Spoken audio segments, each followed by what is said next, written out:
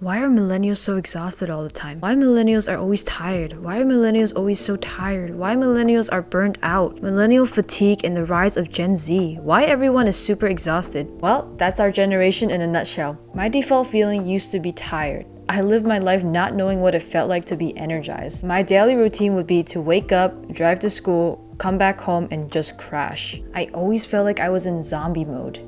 Dead and rotting. Even driving was a hazard for me, so those who drove on the highway next to me, you guys are lucky survivors. If only I had the energy of a golden retriever. I mean, look at that energy. It's admirable. It's so frustrating when you're low in energy and you want to be productive and you want to be present in your relationships, but it's just impossible. So let's get right into how to get more energy.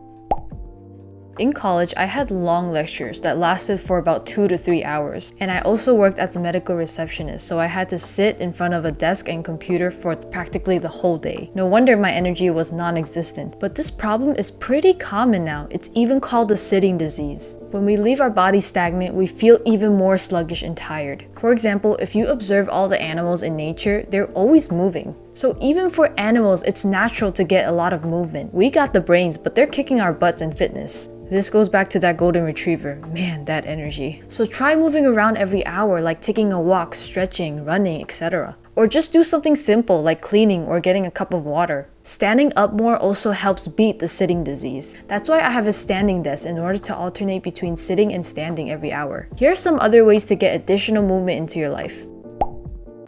I hardly ever got any sun. I would just wake up, get maybe 30 seconds of sun, and then just drive to school and come back. Majority of my days were spent indoors. But for the past few months, I started establishing a habit of taking 30-minute morning walks outside in order to get more sunlight. Over time, I realized this was an excellent cue for me to wake up and energize myself for the day. According to a 2017 study published in the journal Sleep Health, people who are exposed to sunlight in the morning sleep better at night and feel less stressed and depressed than people who don't get access to morning sunlight. Ashley Abramson, writer of New York Times. So try getting outside more. Maybe add a morning walk before you go to school or work. Or during your lunch break, sit outside the benches and just get some sunlight. Look at the blue sky. Not at the sun directly though, don't blind yourself.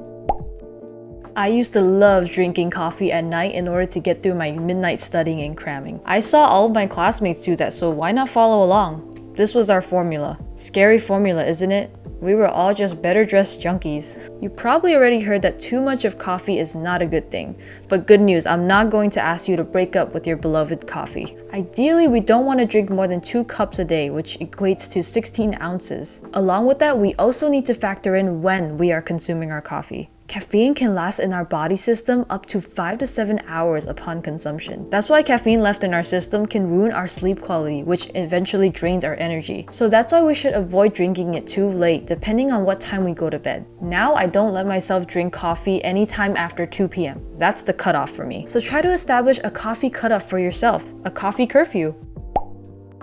In every conversation I had, I practically said, I'm so tired. Little did I know it was actually making me more tired. It was what I said out loud which made my body follow along and listen to my own beliefs. Our words have that kind of superpower, the ability to control our body and mindset. It's kind of like a negative self-talk instead of a positive one. So instead of saying, I'm so tired, why not we reverse it? Kind of trick our bodies by saying things like, I'm energized or I'm going to be energized today. Try even saying that out loud when you're moving around or exercising. You'll look like a lunatic, but at least a non-tired one. I'll post a link of energy affirmations in the description below as well. Please note that if your fatigue conditions are severe, you may want to check with the physician just in case. Congratulations for making it up to this point of the video. Glad your fatigue didn't stop you. Hopefully with these tips, we can stop feeling like zombies and feel more like golden retrievers with awesome energy every day. For those who are wondering, hello, what about diet, water, and sleep? I did cover that in another energy management video I made, which you can also check out later. Thanks for watching. Let's keep learning and growing.